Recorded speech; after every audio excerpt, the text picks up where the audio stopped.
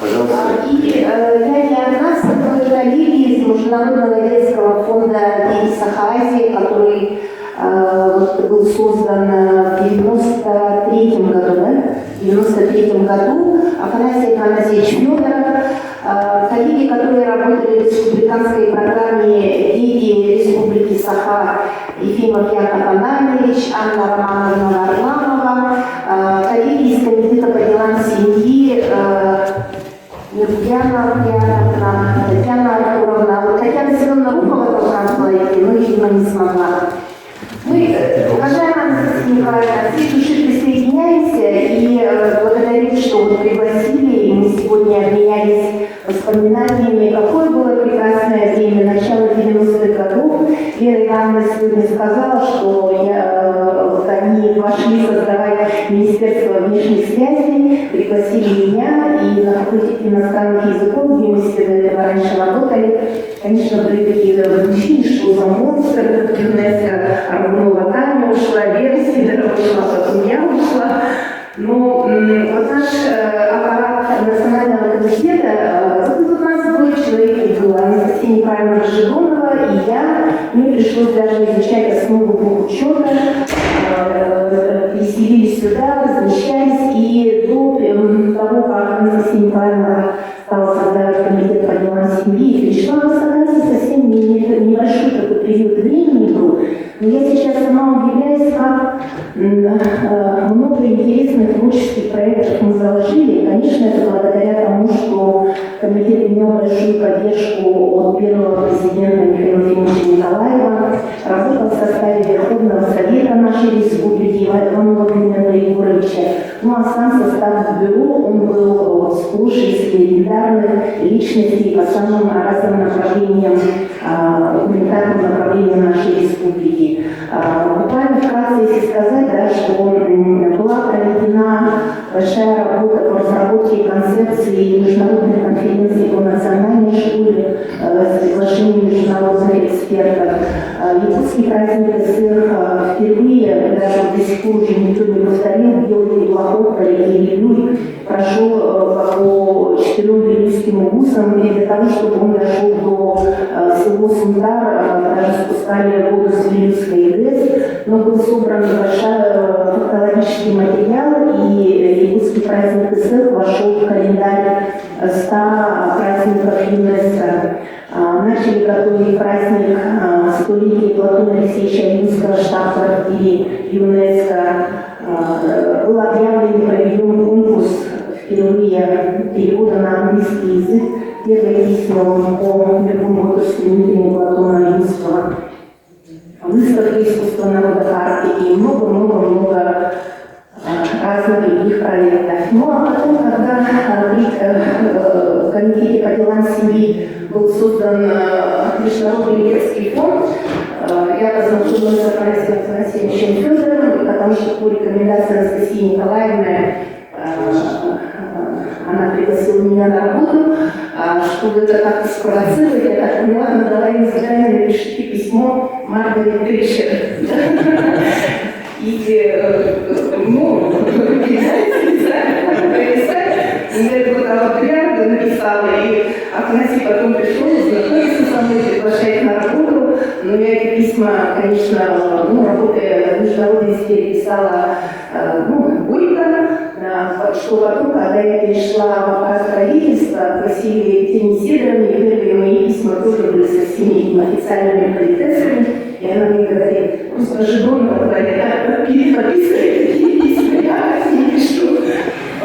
Но эта школа большая, очень интересная, и про детские фонды мы сейчас очень радуемся, когда видим много молодых, очень таких творческих, эффективных ребят, которые по самым разным направлениям, такие сложные, в 90-е годы получили поддержку, причем это были дети не только из социально таких незащищенных семей, это были отличники, учебы победители, или родители, которых работали в бюджетной сфере, потому что принцип справедливости для нас был таким очень важным, а бюджетники тогда жили очень-очень сложно, и специально ждали заработную плату. Для них это было большое подспорье. Я бы хотела дать слово Афанасию Афанасьевичу, что профу дети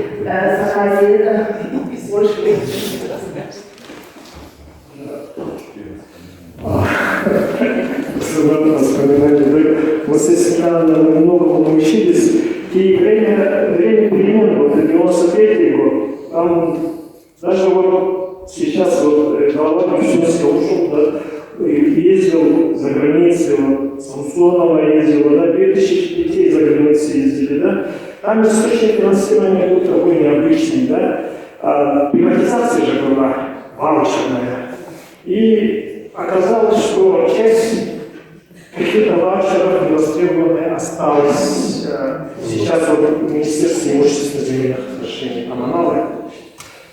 И ну, кто-то не взял, кому-то не смогли вручить, да? Они остались и передали вот центрально получили для фонда. И там было указано, что разместить ваучеры.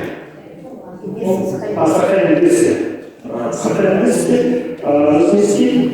Ну, вы помните, вы свои ваучеры куда размещали, да? В основном туда. Ну, такое, да.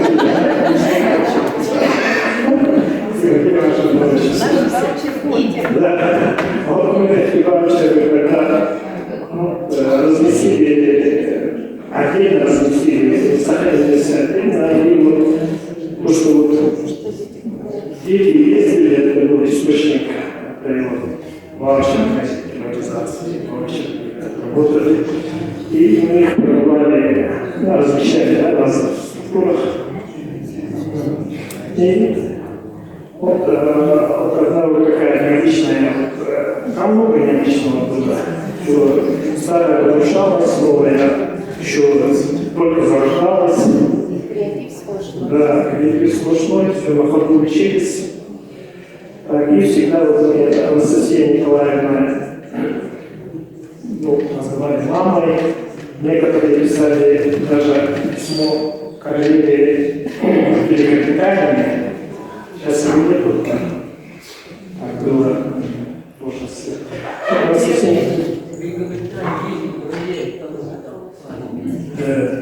Да, Анастасия Николаевна мы желаем, ну вот Анастасия Николаевна была судья, называем, когда называли мамой, сейчас маму называем. Желаем счастья, долгой жизни, здоровья.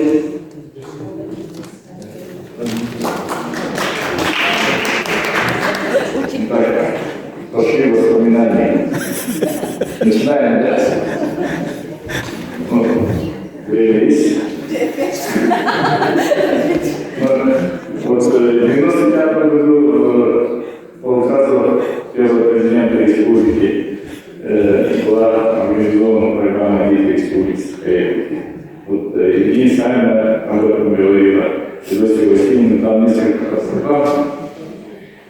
Дети одаренные, дети сироты, летний отдых, дети севера, дети Африки, там вот, и с Анастасией Николаевной с федерального бюджета на летний отдых привозили, ну, оттуда выбивали деньги, тогда Министерство социальной защиты было Российской Федерации. Потом как-то мы еще там было детское питание под программу, и мы в Минсельхоз попали. Там у них переводный вид, вот, и мы по двигались с Анастасией Николаевной. Там вот такие моменты были, и вот вспоминали, тут еще говорили о Анастасии Николаевне, очень хорошее чувство юмора, да, вот, по письмам говорили, и она всегда проверяла, ну, учительница проверяла грамматику. Грамотность, да. И один раз говорил, ну как, ты неправильно написал.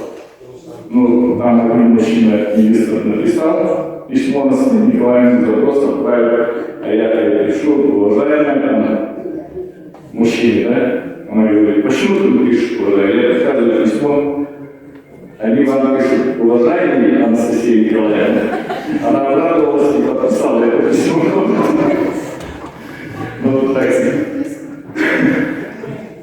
Да, и Анастасия Николаевна, поздравляем еще раз. Оставайтесь такой же молодой, с чувством юмора и красивой.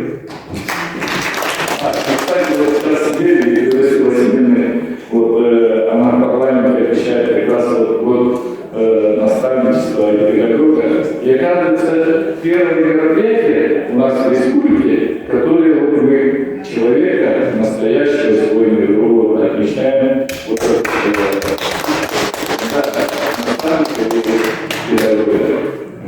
это вы, опять первый человек.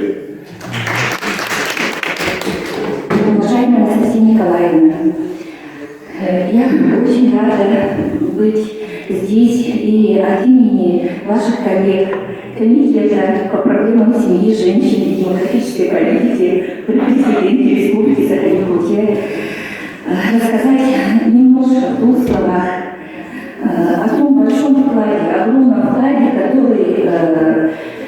который вы внесли вообще в историю республики. Здесь есть, конечно, наши аксакалы, но я знаю, что они будут немножко по другой линии выступать. Поэтому я все-таки скажу, что те огромные нововведения, которые вы внесли в годы работы председателем комитета, это просто неоценимый вклад. Именно в эти годы были созданы такие учреждения социальной помощи семье и детям, которые сейчас уже в ведении Министерства труда находятся, да? Но основоположником был комитет. И в каждом улусе республики были введены ставки специалистов отдела по семье. Это тоже было очень большим таким прорывом именно социальной политики.